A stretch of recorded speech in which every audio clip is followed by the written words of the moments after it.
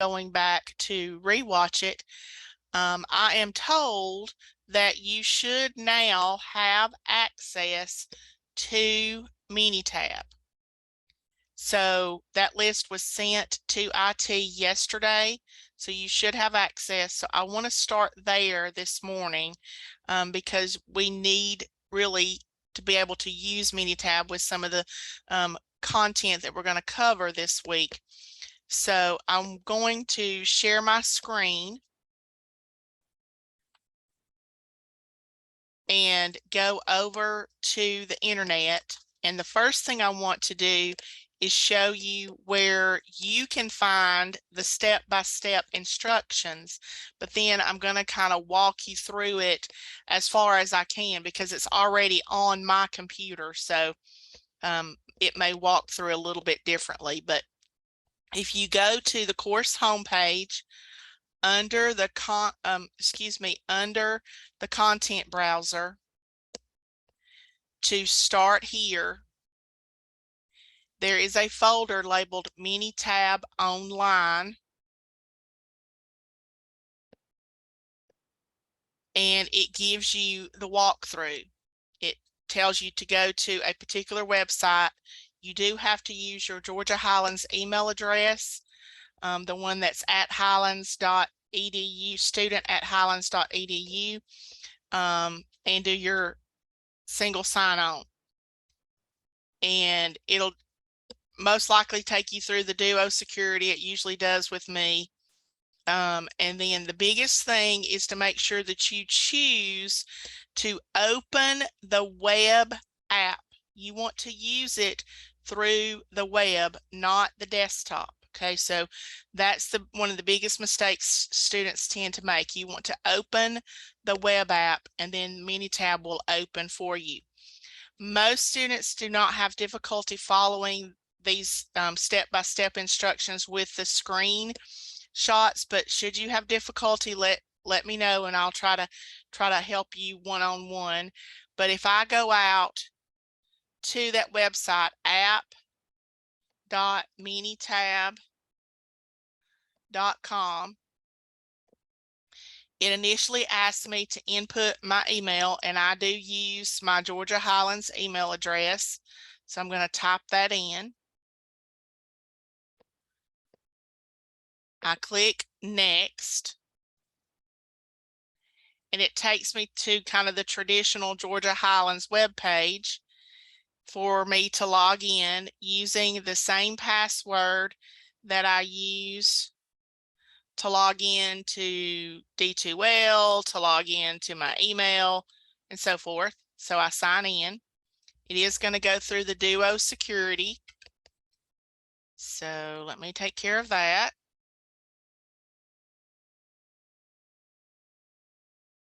And then once you've done all that, you'll have to go the extra step initially to open the web app. This opens it for me. So once you get Minitab, your account established, you should have a screen that looks similar to this. And it looks similar to Microsoft Excel, but as we talked about last week, Microsoft Excel was never intended to be used as a statistical analysis tool. And so, but this one is set up similarly. You kind of have a three-way split screen. You have a vertical column on the left-hand side. They call it the navigator. This is where you can toggle back between different pages or different things that you've calculated. You have kind of this blank area here at the top where you have the Minitab icon or logo in the center. This is kind of like your workspace. This is where your results are going to appear when you have Minitab perform a calculation. And then the bottom half of the right-hand side looks very similar to an Excel spreadsheet.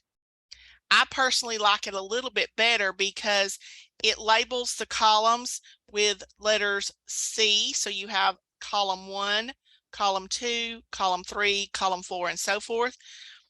Then it has this extra row kind of that's grayed out, but this extra row in terms of statistics is important because this gives you a space to put your labels. So like, for example, if we were going to put in your eye colors, I can go ahead and label that column eye color. If you want to save things, you can use your Microsoft OneDrive if you have one, or Google Drive. I usually continue without autosave. So I have eye color in column 1, and I could put age in column 2. I may want to indicate that age is in years. So you can label these columns, and it's important that you label the column when you're putting data in, so that if you do save it and you come back to it, you know, the next day or several days later, you want to make sure you remember what's in that column. I want to show you something, and I'm just going to randomly put in some words here. So like if I ask eye colors, we might get responses like blue, green, brown, black. We might get another green. We might get another blue. Okay, so I'm just putting in words, but you would have data to put in. But what I want you to notice here, notice when I started typing those words, notice this column is now C1-T. T stands for text. T-E-X-T, text. Minitab is kind of smart enough to recognize that I have words in that column. So it recognizes that I have text or words. So that little -T is a way for you to recognize, oh, this is qualitative data, because Minitab recognizes that it's words or text. So that's my clue that it's qualitative data. If we were putting, you know, ages in, like if I put 23, 42, 18, 20, you know, again, I'm just randomly putting numbers in there to demonstrate. Notice it doesn't put the T beside C2. Excuse me, again, because Minitab recognizes that this column is numbers. Okay, so that's helpful. The other thing is, with this extra little row where I'm able to put my label, I can tell just by scrolling that I stopped typing at row 6 for eye color, which tells me that I entered 6 values, and I entered 4 values for age. Okay, so you get an accurate count by looking at the row numbers, which are down the left-hand side. Now you can, you know, make this go up and make it as short or as tall as you want so that you can see things. Okay, so it's kind of like a spreadsheet. And guys, you can't do anything in Minitab without giving it data. Okay. Notice also across the top, you have commands, again, similar to what you might see in Microsoft Word, Microsoft Excel. You have File, Edit, Data, Calculate, Stat, and each one of those have drop-down menus. So for example, with my file, if I needed to get a new worksheet, you know, I want a new worksheet, or I want a whole new project, I can tell it to open one up. I'm going to tell it to open a new project because I want to show you something else. And basically, if you open a new project,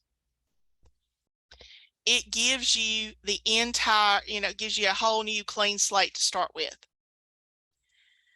Now, for many of the things that you do in this course, you're going to be given a data set.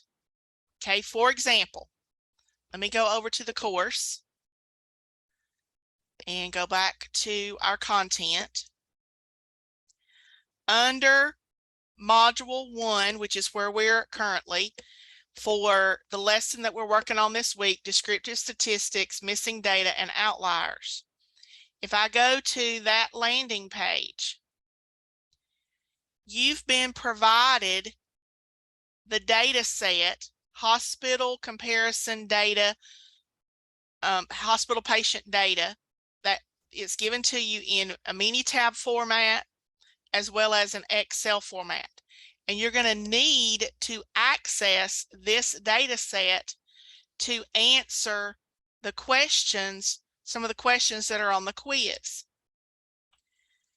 Okay, so I want to show you how to take this data that's in D2L, download it, and then upload it back to Minitab.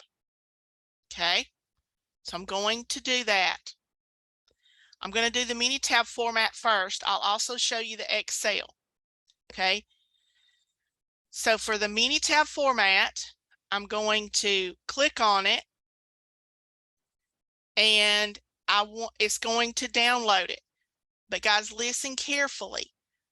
When I download this, I am not going to try to open it on my desktop. I have to wait until I go into the Minitab program, because if I download this, and I'm going to download it to my desktop so I can find it. One thing that I want to notice about it is that the little suffix at the end is MP, as in Peter, X. Okay, that's important. Sometimes it'll be MT, as in Tiger, X. Okay, and that just changes the command that we choose. But I'm going to save it to my desktop so I can find it easily.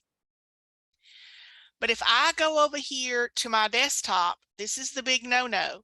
I'm not going to go over to my desktop and try to open this file, because if I do, it gives me an error. Don't try to open it.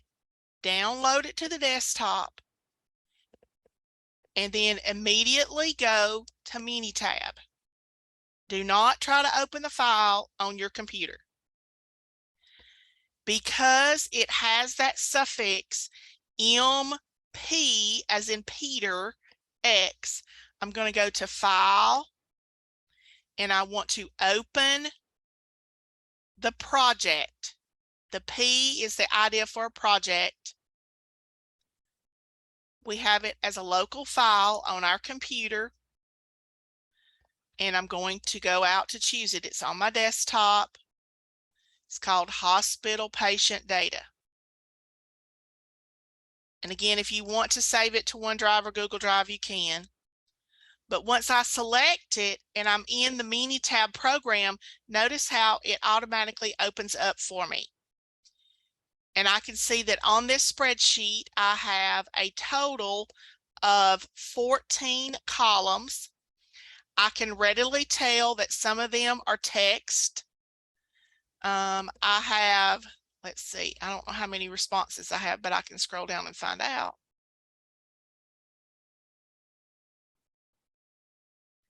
Looks like I have roughly, if I scroll down to the rows, 110, nope, I went a little bit more, sorry. Go to the last row. It keeps coming. And you can tell how many data values you have. I'm not going to spend a lot of time trying to figure that out because I don't know right off the top of my head. Okay, so the data Minitab will automatically pull the data in. Okay. Now, you can also, if you have a Minitab file, I'm going to open another worksheet. I want to get just a plain new worksheet. And you'll notice I have worksheet 1, which is the one that we just uploaded, the hospital data. I can have worksheet 2. Okay, you can have multiple worksheets open just like you can in Excel, or multiple tabs open like you can in Word. Okay, so what if I have it in a Excel format? Okay, that's the other one. Again, if you're doing it here, you would download it, okay, to a place on your computer. Again, I'm going to put it on my desktop. So I have my quiz 2 data. I'm going to save it in my Excel format. Now, in the Excel format, you do have to open it.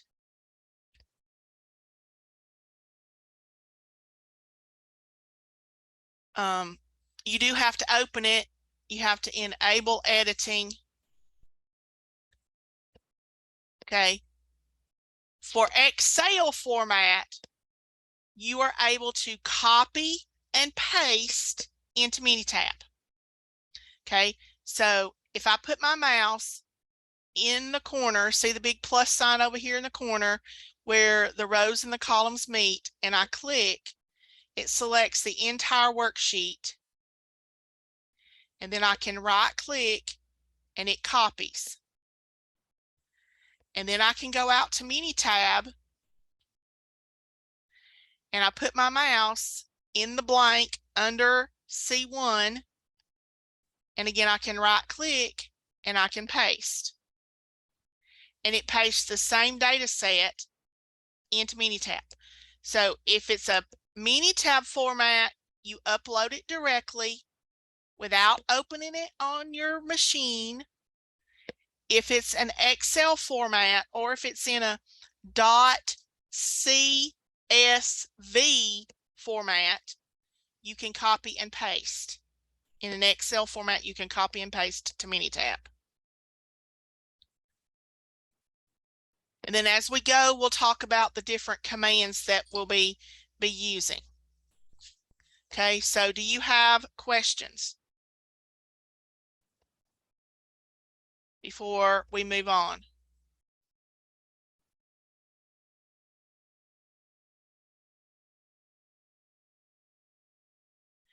Okay, one of the reasons that I wanted to show you that is when you prepare to do your mini projects, and I want to toggle over to that for just a minute to mention it. When you prepare to do your mini projects and you select your data set, you're going to have to upload that data set into Minitab. Now, I have videos that review how to do that, but some of them are in Minitab format, others are in Excel format, and I've tried to indicate which format you may have. Okay, but you'll choose one of these data sets. You'll use the same data set for all of the projects in the course.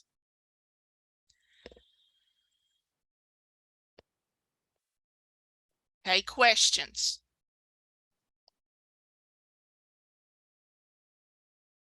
As I was looking over the course and preparing for today's lesson, I realized that there was kind of a gap in some of the information that's in the course, because one of the expectations on the first project, really, and for the course itself, is that you are able to create the various types of graphs for both qualitative and quantitative data. But there did not appear to be any instruction or any review on how to do that. So that's where I want to pick up the discussion this morning. I want to start with qualitative data, and I'll kind of review. We talked about this at the end of class last week. Gotta get over here where I can write. Okay, but we're going to talk about specifically with qualitative data.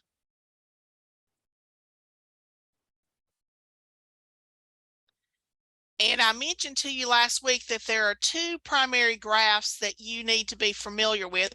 They're not the only two that exist that can be created with qualitative data, but we're going to focus on bar graphs and pie charts. And again, we talked about those at the end of the lesson last week.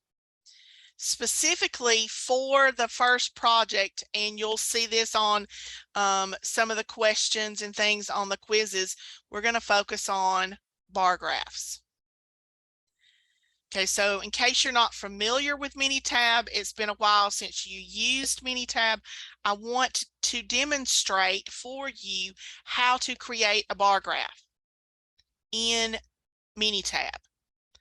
And I'm going to use a data set. I pulled a data set that has information related to the Titanic. Yeah, the Titanic. And so I want to use that information. So I'm going to pull that data set in.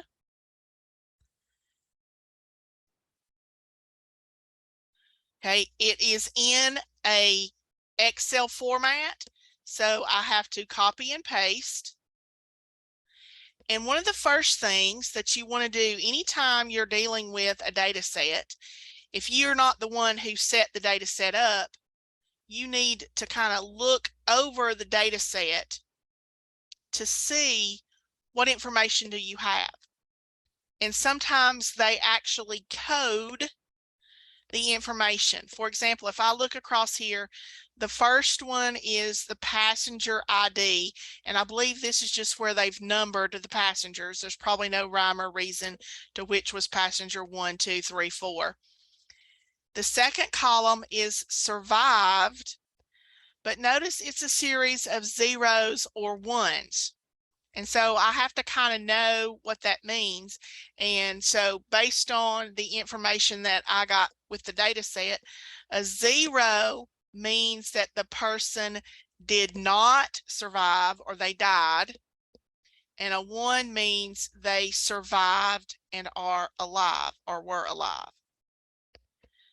Column 3 is the ticket class, where they first class is a 1, second class would be a 2, and then third class would be a 3, and that would have been kind of where maybe they were located on the boat, what level of the Titanic they were on. They actually have the name of the passenger, and just like you can in Excel, you can, I believe, if I get my mouse on there just right, I can expand that column so you can see more of it. You have the gender or the sex, whether they were male or female. You have the age of the passenger. You have this SIB SP, that is the number of siblings or spouses that were also on the Titanic with that particular passenger. Okay, SIB SP is sibling or spouses. Did they have a sibling or a spouse on the Titanic with them? Parch is a parent or child. Did they have a parent or a child with them on the boat on the Titanic? The ticket was the ticket number. The fare would have been how much they paid for the ticket. What cabin they were in, if it was known. And then from where did they embark? Where did they get on the Titanic? And Q stands for Queenstown, England, which was the initial port of call. That's the initial place where the Titanic left from. It then stopped in Cherbourg, France, which is the C. I'm sorry, I said that wrong. South S is Southampton. That's where it left from. Q is Queenstown, Ireland, where it made a stop. And it also stopped in Cherbourg, France, before it started across the way to New York, but did not make it. Okay, so it's important when you're looking at a data set to look at and kind of know what each column represents. Think about, is it coded? And if it is coded, what does that code mean? Is it qualitative or quantitative data? Again, because that's going to determine what type graphs you can create. It also determines what type analyses you can do later on. You'll also notice on here, over in column C11, you keep seeing the word missing, missing, missing, missing. That means they didn't know that information. Okay, so you have missing data. And we're going to talk about that in a little bit more detail in just a few minutes about why that's important. How does that affect your results? Also, you'll notice if I go back over here, I noticed under the age column here on row 6, there's a star. Well, star is not an age, but again, that implies in this scenario that they didn't know the age of Mr. James Moran. They were unable to determine that. So again, there's different ways in Minitab to indicate whether you have missing data. It might be with a star or an asterisk, or it could be using the word missing. And again, knowing if you have missing data or outliers is important, and we're going to hopefully get to that a little bit later in today's discussion. Any questions so far? Okay, so I want to show you how to create a bar graph. A bar graph is related to qualitative data. So that means I need to choose one of the columns where I have text, or I could possibly use one where I have this code, because like the ticket class, I have 1, 2, and 3, which even though it's a number would actually be qualitative data. It's just a label on which level of the boat they were on, or level of the ship they were on. Okay, so I'm going to do the ticket class, which is column 3. Okay, so here you go. To create a graph, Minitab's kind of common sense. I want to create a graph, so I'm going to go to my option graph at the top menu bar. I'm going to click, and it gives me a drop-down menu of all the different types of graphs I can create. I want to create a bar chart or bar graph. So I scroll down until I see bar chart or bar graph. And I'm going to do counts of unique values, because I have what's called the raw data. I have the list of the data. It's not being organized into a table or anything like that. So I'm doing counts of unique values. I'm only going to focus on one variable. So I choose one variable. I click OK. And Minitab walks you through the selection process. It asks you to select a categorical variable. See, it even reminds you to choose one that's words, categorical. Again, I'm going to do the ticket class. So I double click. Okay, let me show you that again. Okay, notice here on the left-hand side, you have a list of all the columns, and then I'm going to choose the one I want, and I'm just going to click on it twice. And it pops into the box. Okay, I'm going to look at my options, because we talked about last week how it's important to make sure that your graph has the appropriate labels. Okay, so we could have it, I usually order the bars by default. We could have it put the data labels in there. I'm going to click OK. We'll click OK again. And it does give me a graph. And what the data labels does is it shows me, let's see if I can, let me show you a couple things first, and then I'll copy it over. Notice how Minitab just says chart of P class. Okay, that's the default, guys, but we need details. So this little upside down triangle that's in the upper right hand corner, if I click on it, it gives me graph options, and I can put an appropriate title. So I'm going to say the Titanic ticket class.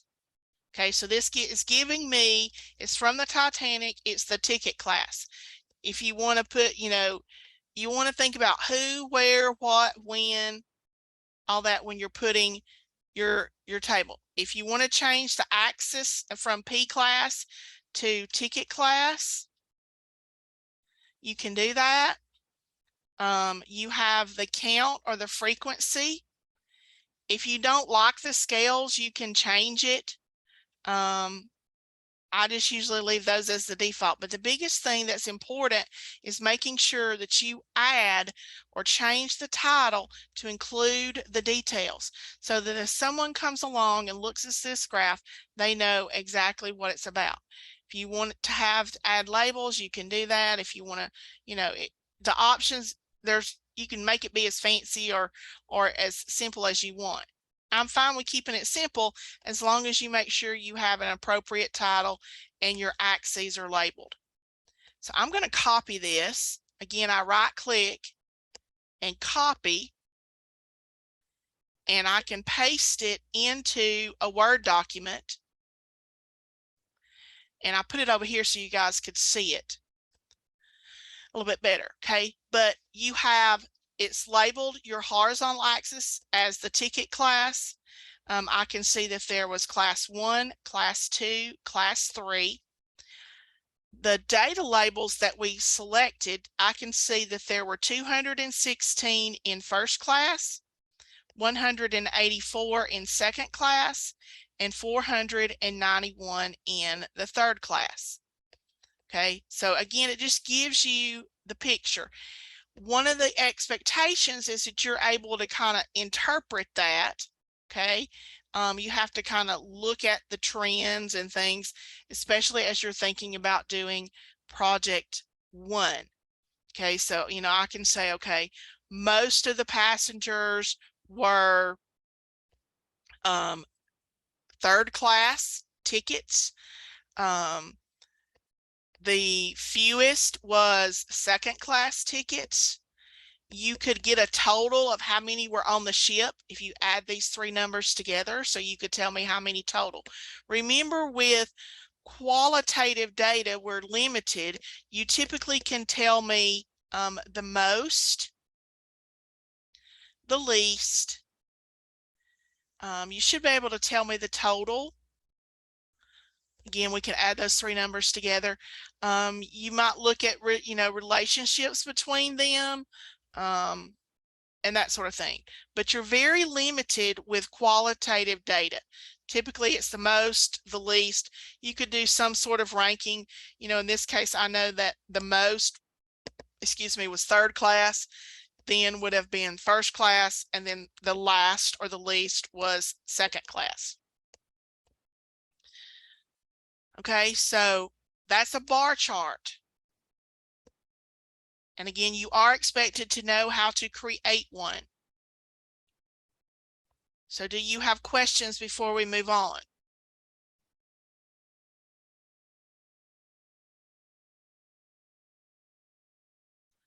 Okay, let's then talk about, there are really 2 graphs that you need to know for quantitative.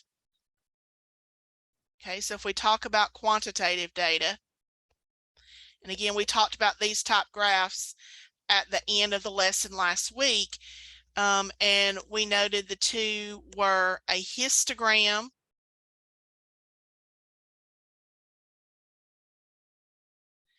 and a box plot. You do have to create both of these, or know how to create both of these, and to interpret or read both a histogram and a box plot. I want to show you at this point how to do the histogram. We need a little bit more background before we can actually look at the display of the box plot. Okay, guys, if I'm going too fast, you need to let me know, because I don't have the benefit of seeing your faces. And when I'm sharing the screen, remember, I'm not able to see the chat either. Okay, so I'm going to go back out to Minitab, and this time with my data, I want quantitative data. So I could look at age. We could look at the fare. How much did it cost them to travel on the Titanic. I'm going to use age. I'm just picking one. Okay, you'll be choosing which variable you want to choose on your project. You choose the data set, and then you choose an appropriate variable. Okay, I'm going to choose age because I need quantitative data. Again, it is a graph. So we go back to our menu bar again, and we choose graph. And this time I want to create a histogram. Okay. We are only using one variable and we keep it very simple. Okay. We try not to make anything too complicated, so we keep it simple. And I'm going to click OK.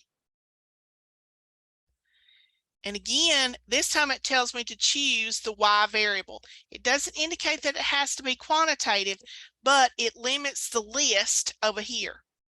But again, you have to be careful because it views the survived, which is actually a code, as quantitative data. So be careful. Okay, so I'm going to do age. So I choose it by double clicking. Again, I can look at my options. We just want bars, nothing else. And I click OK.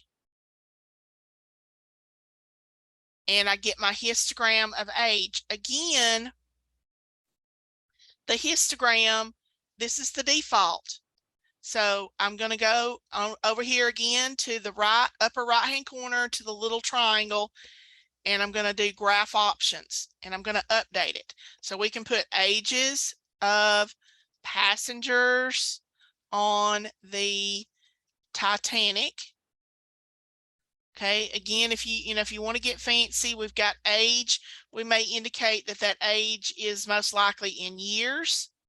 We have our frequency, and again, you can add, you don't have to be fancy, but again, make sure that your title has enough detail.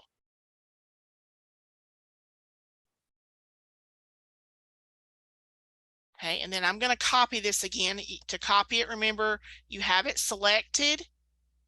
You right click and copy, and then you can paste it into a Word document. If you needed to create a PowerPoint, you could do that. So I'm going to paste.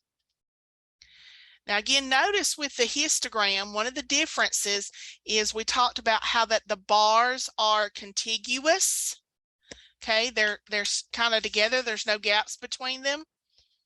Okay. So I can see that my ages ranged from, 0. So there were some infants. So you had aged 0 up to over 75. This scale, that doesn't put all of the scales on there, but let's say there's 1, 2, 3, 4, 5, 6 between 0 and 12.5. So it looks like they're counting probably roughly by about 2.5. Okay, so, and they're using, Minitab uses the midpoint. You may not be able to tell that, okay, but let me see if I can draw it on there for you.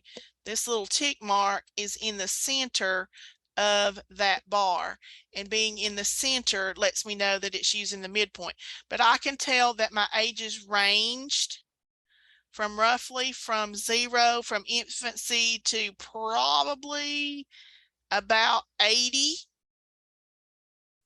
if I'm estimating, because this last one here is at 75, and then I've got another one way up here. It looks like most of the people were in this 25 age range. So most of them were approximately 25.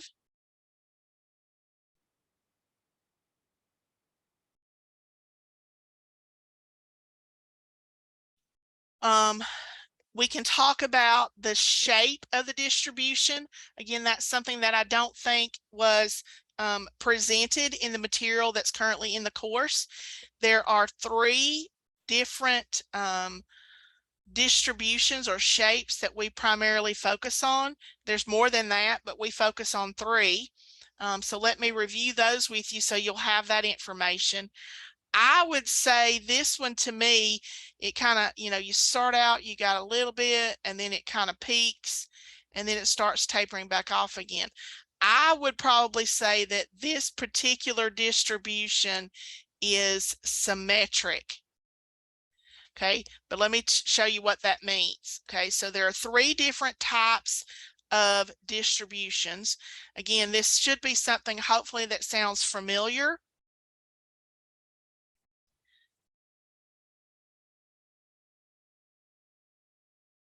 Okay, so there are 3. We talk about things being skewed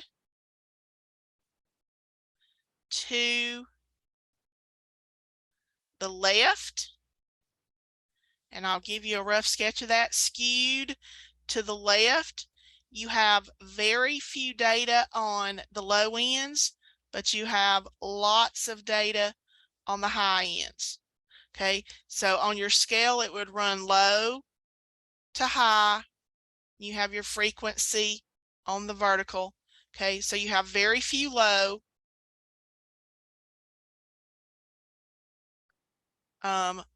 lots of high.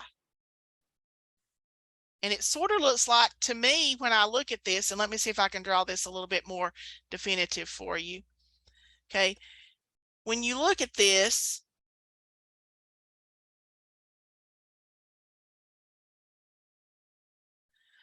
it's kind of backwards, because if you'll notice in this picture, we call it skewed to the left, but this hump is on the right hand side. So the way that I remember it, because students tend to get this confused, is I just have to remember in my head that it's backwards. If it's skewed to the left, it's humped to the right. Skewed to the left, it's humped to the right. You have most of your values on the high end, which are on the right hand side. So I just have to remember in my mind that it's backwards to what you would anticipate. The second distribution we talk about is symmetric. With a symmetric distribution, you have most of your data values clumped in the center.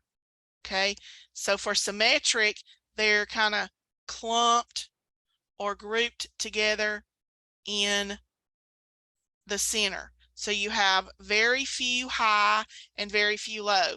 It's kind of like they're all together in the middle. Again, you always run low to high, and you have the frequency on the vertical. Symmetric, another idea to think about with symmetric, you want to kind of imagine that it's a mirror image of itself. It may not be a perfect mirror image, but it could be, it should be kind of close. And then the third one is skewed to the right.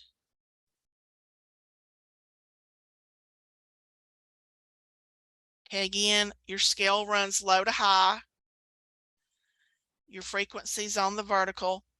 And with skewed to the right, you have lots of values on the low end and very few on the high.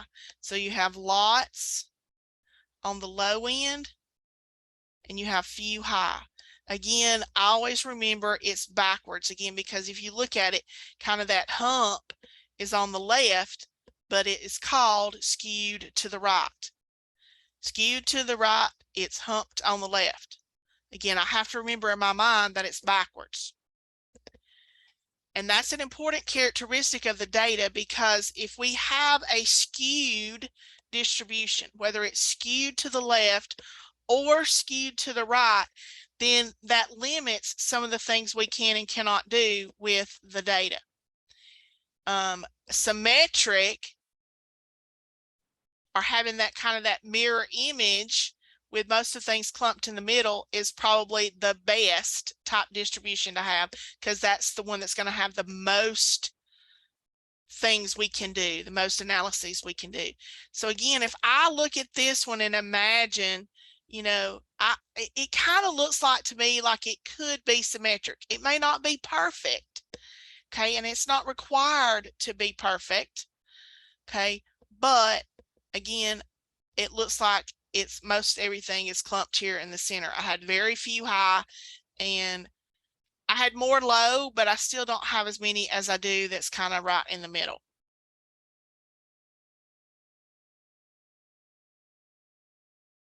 Questions?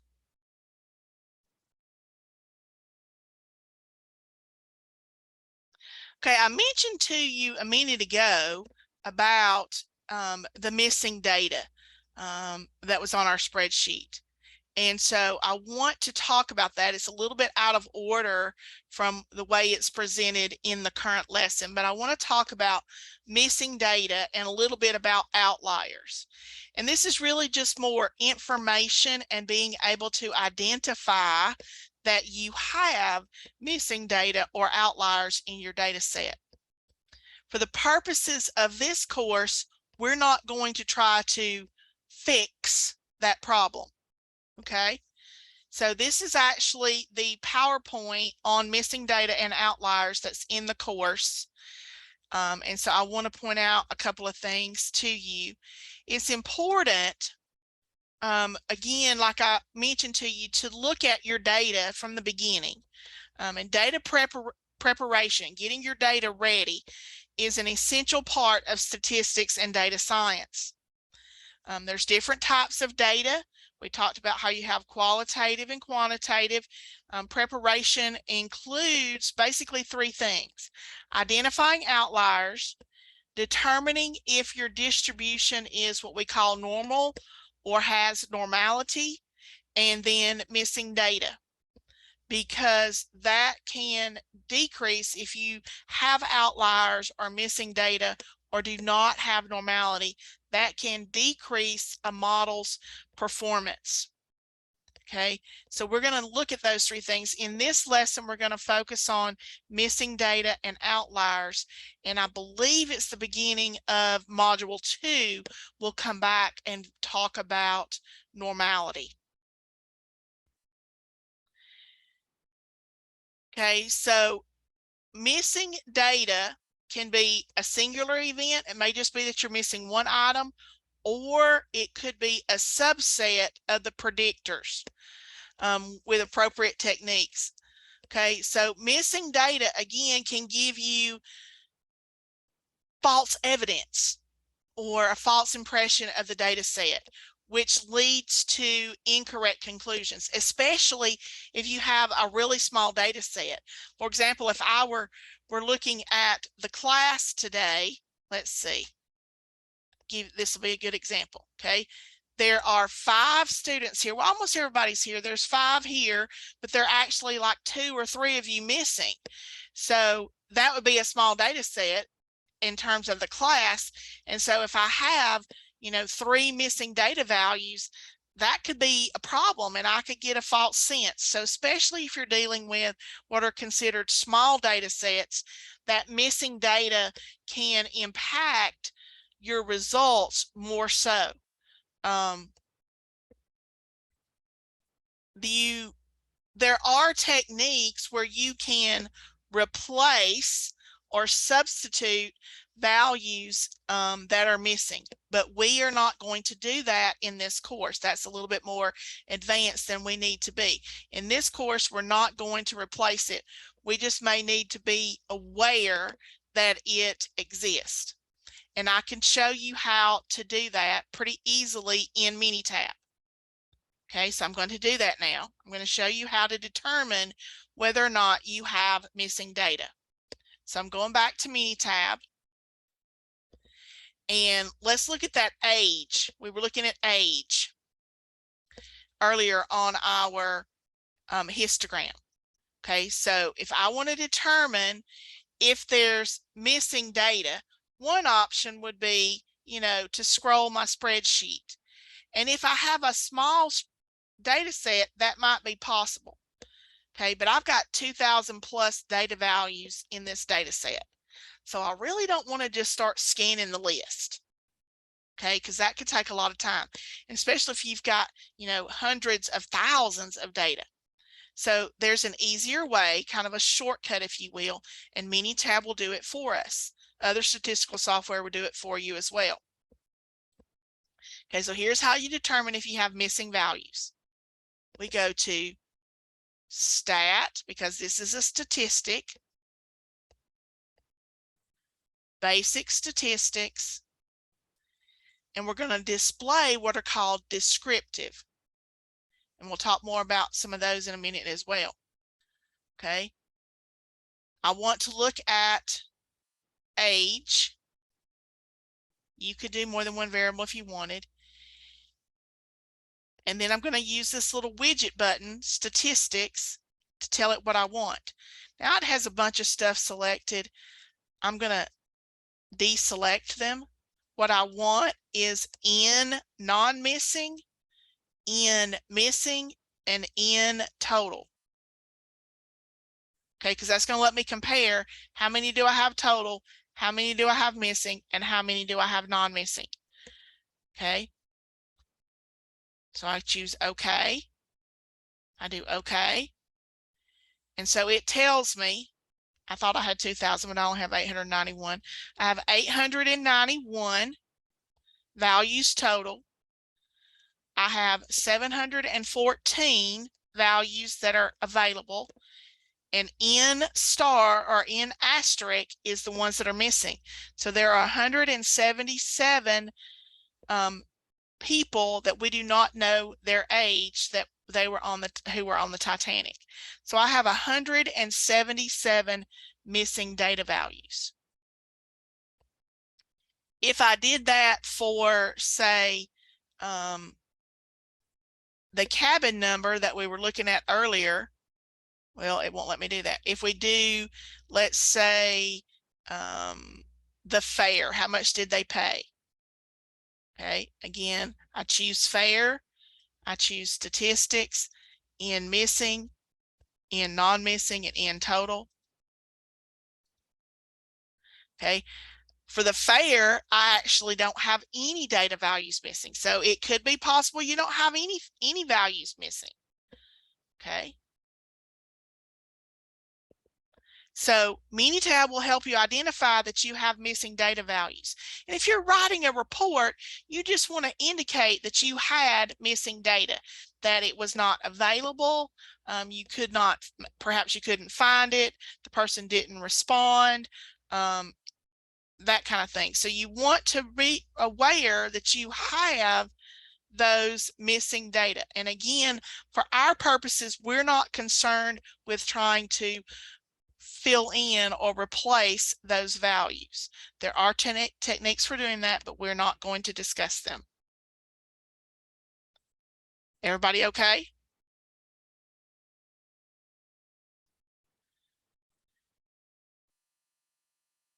Okay, it walks you through that Minitab that I just demonstrated for you, so it's available.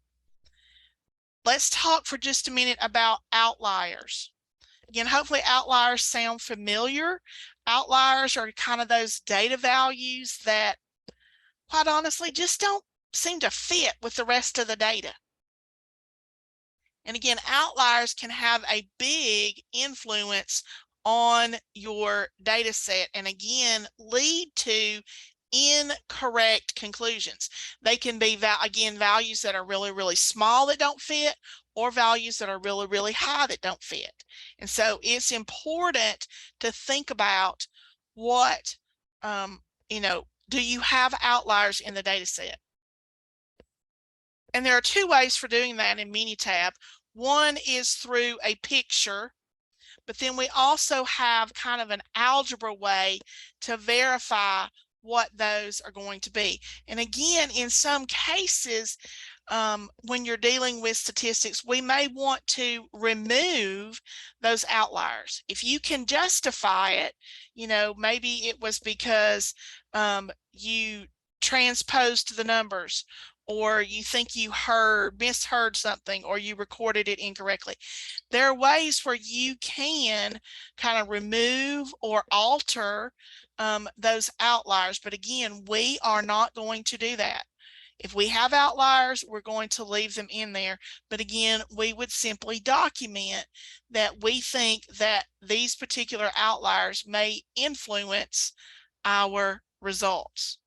Okay, so just be aware that your data set could have outliers, and I will show you how to do outliers when we get to the point of looking at the box plot, because a box plot in Minitab will give you a picture of the outliers. Okay, but we haven't gotten to that point yet. So do you have questions about missing data or outliers? Again, at this point, we just want to be able to identify the fact that there are outliers or that there are missing data. And you would want to address that whenever you do the mini project 1. You want to say there appears to be, X number of data values missing, or there appears to be outliers. Again, we document it, but we're not going to try to fix it. Questions?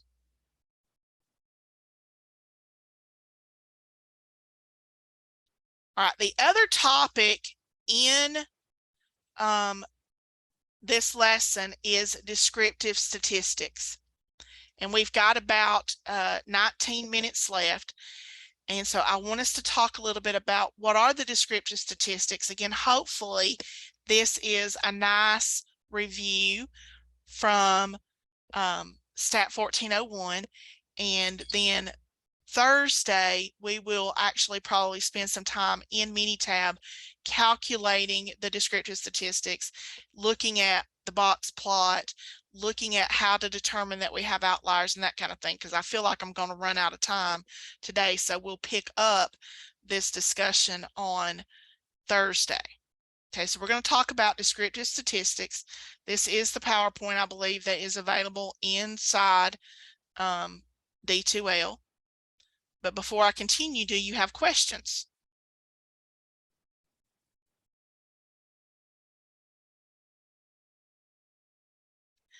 Okay, so descriptive statistics, I don't recall if we talked about it, but if you'll recall, there are two different branches of statistics, and I'll kind of give you a quick review of that. Okay, with statistics, there are two different branches. Whoops. And we have descriptive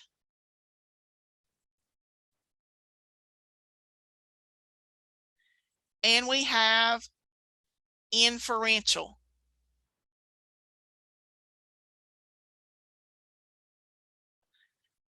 Descriptive basically is the adjective form of the verb describe. And with descriptive statistics, basically you're going to give me just the facts. Like Joe Friday used to say on Dragnet, just the facts, ma'am, just the facts. Okay, we're making no assumptions about our data set. We're going to say we have this many data values, we have this many that are missing. This is the smallest value, this is the largest value. You're going to give me facts, nothing else. Inferential is the adjective form of the verb infer, where we begin to generalize or make some assumptions about the data set and take what we've learned and apply it. We take what we learned. Remember, we said we're going to use a small group called a sample. So we use descriptive statistics to describe the sample. Then we take what we've learned and apply it back to the population. And that process of applying it back to the population is where we begin to do the inferring or the inference. So even though it's two different branches, they are interconnected. Okay, so we're going to focus on right now on descriptive statistics. What are the things, what values do we use to describe the data set? And there are actually 5 different characteristics that we want to think about when we're describing the data. One is the measure of center. measure of variation, the distribution, outliers, and time. We actually have already talked a little bit this morning about the distribution. Okay, I gave you those three options. Is it skewed to the left, skewed to the right, or symmetric? We've briefly talked about the idea that we need to identify the outliers. We'll talk more about how to do that in the coming days. And so we have the measure of center. Center is what most people would refer to as the average or the middle of the data set. Variation has to do with how much the data varies, either among themselves within the data set, or it can also be used to compare how much different data sets vary from each other. The last characteristic is time, and that is probably the one that we do not focus on a great deal in this course because we only have 15 weeks. But hopefully it makes sense to you that data can change from week to week, month to month, year to year. And so data changes over time. And so it's important to recognize that. But again, that's the one characteristic that we don't get to focus on in this particular course. So I want to talk about, kind of give you a summary of the measures of variation and the measures of center, and also what we call measures of position, which get us to the distribution and the outliers. Okay, so the measures of center, I call them the M&Ms because they all three start with the letter M. The most important measure of center is the mean. Okay, it's what most people refer to in everyday speak. They call this the average. You know, if we think about averaging grades, we tend to think of, oh, we're going to add them all up and divide by how many we have. Okay, that is what we call the mean statistically. It's technically the arithmetic mean. We add up all the values and divide by how many we have. Now, guys, nobody does those calculations by hand anymore. That's why we're using Minitab as our statistical analysis tool. But the mean is one of the most important for a couple of reasons. One, it uses all of the data values that are available. And two, it's actually used in other statistical analyses or in statistical calculations. The challenge with the mean is that it can be affected by those outliers or those extreme values. So we have to be careful if we have a lot of outliers about using the mean. The second one is the median. The median, I always think about kind of like the median of a road, which is in the middle. So the median is the data value or values that are in the middle of the ranked data. Now the data has to be put in order from low to high or high to low, whichever way you want to do it. But you want to find the value or values that are in the middle. It is the value that divides our data set 50-50. So if we've got our data, you know, set up so it goes from minimum to maximum, the median is kind of that dividing line where it divides it 50-50. So that you have 50% of the data value below the median and you have 50% above the median. It's not really a formal calculation. It doesn't require you necessarily to add, subtract, multiply, or divide.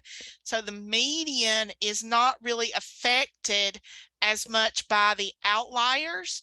And so if you do have a lot of outliers in a data set, the median perhaps is the better measurement to use for the measure of center.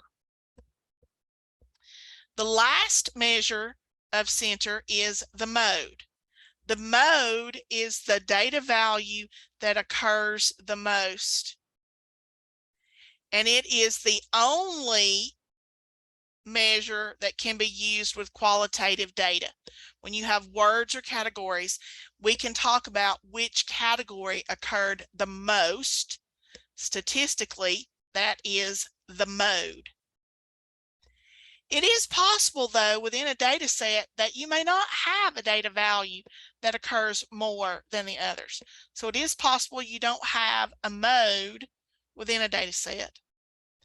It could be possible that you have multiple values that occur the same number of times, and so you could have more than one mode. If that's the case, Minitab does a pretty good job of identifying that for you. Okay? So the measures of center are the mean, the median, and the mode.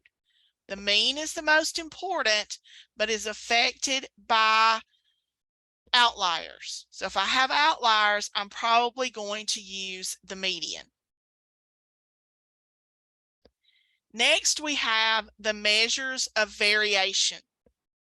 Okay, the simplest of the measures of variation is the range, which simply is the difference between the maximum and the minimum. It's very easy to calculate. You know, the bigger the range is, the more spread out the data will be. The smaller the range, the closer together the data will be. Variance is actually probably the best of the three measures of variation, but it has a huge issue. It actually does use all of the data values, but in order to calculate it and for it to work correctly, we have to square the values. So then we wind up talking about square dollars, or if we're talking about age, we would talk about square years. And that is kind of difficult to interpret because we don't usually think about square years or square dollars if we're talking about money. So the variance is, although it's what's called an unbiased estimator, it is difficult to calculate. Now, let me give you a little bit of a quick explanation what we mean by an unbiased estimator. So let me go over to some scratch paper. Remember, this goal is to take what we learn about the sample and apply it back to the population. And I believe we talked about last week how that we have to estimate the population parameters. Well, one of the best estimates is if we take the sample variance,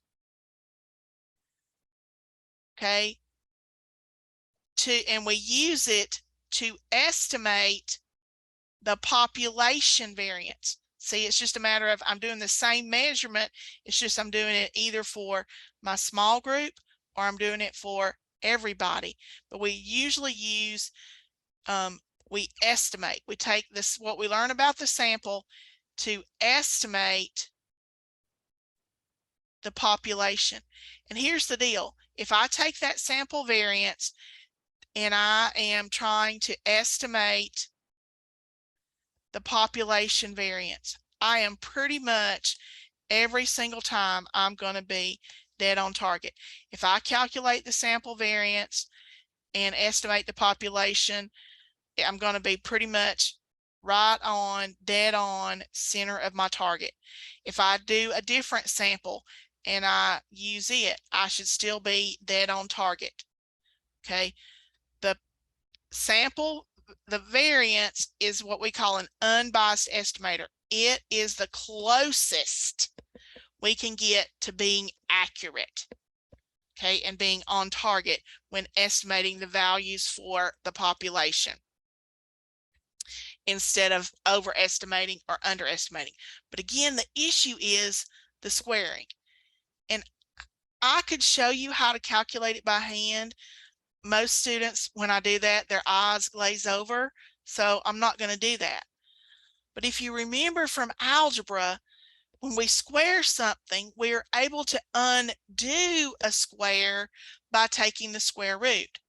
So if I take the square root, I'm going to write it out in a picture, square root of the variance, that gets me to the standard deviation. And I'm back to talking about years in terms of age, or talking about dollars in terms of money. So now I can begin to interpret it because I have the same units of measure. So the formal definition of standard deviation is it's the square root of the variance. And we have to take the square root so that I can return to the original units of measure. And again, the idea is the smaller the standard deviation, the closer together the data is. The higher the standard deviation, the more spread out the data is. Now, guys, we're taking the square root of a number. And if you'll remember from algebra, a square root, you can never have a negative value under the radical. So your square root, or excuse me, your standard deviation will always be a positive value. Okay, it's never negative. Okay, I got 3 minutes. I'm not going to get finished. Okay, we'll have to stop there and pick up with measures of position on Thursday, and then we'll get into actually how do we calculate these things, how do we interpret these things, how do they help us. Okay, do you have questions that I can try to answer before we go?